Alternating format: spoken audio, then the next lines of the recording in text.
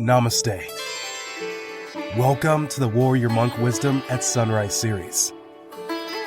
A daily dose of self-discovery can bring the calm within the storm. For when we know ourselves, the rest of the world begins to make sense. Let's flow.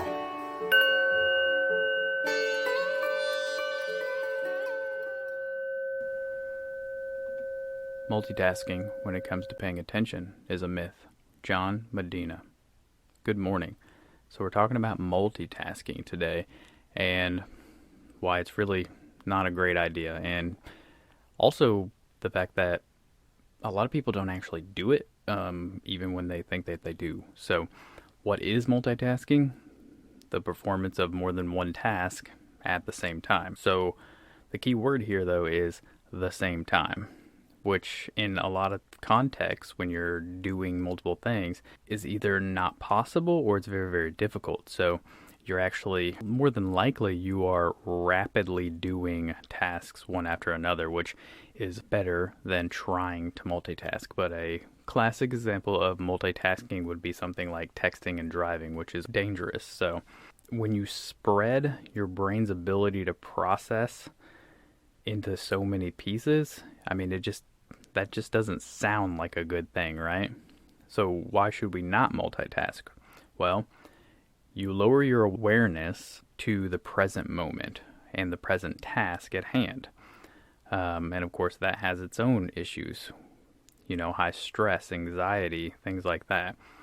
It also actually makes you less production. Research actually shows that people that have multiple streams of information that come to them at once can't actually pay attention as well. They have difficulty recalling information, and their actual ability to switch from one job to another is actually worse than those who focus on one task at a time. So the next thing would be that it really just makes you scatterbrained, all right? The organization of the mind will begin to spill out into the rest of your life as well. So it's also going to make you more physically unorganized. And it also lowers your IQ points. Research shows that during times of multitasking, the average person loses 15 points to their IQ.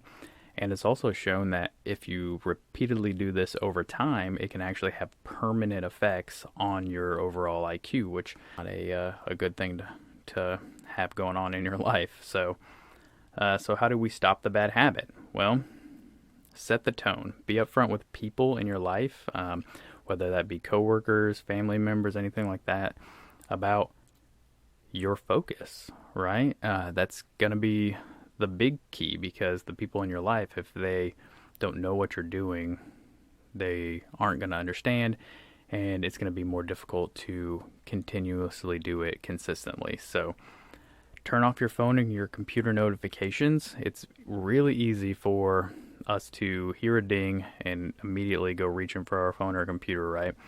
So turn those notifications off.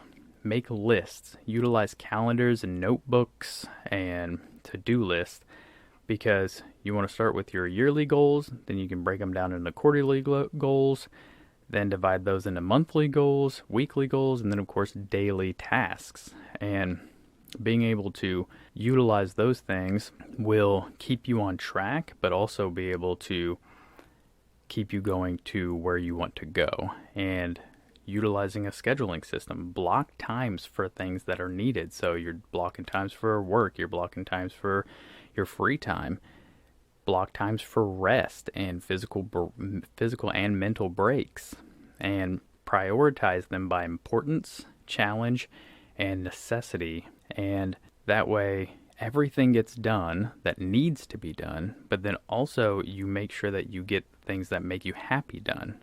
So scheduling is a big deal when it comes to, getting rid of that multitasking habit. And that is all I got for you today, and I will see you tomorrow. Thanks for flowing with us. Remember to like, comment, share, and follow us on all your favorite platforms. Namaste.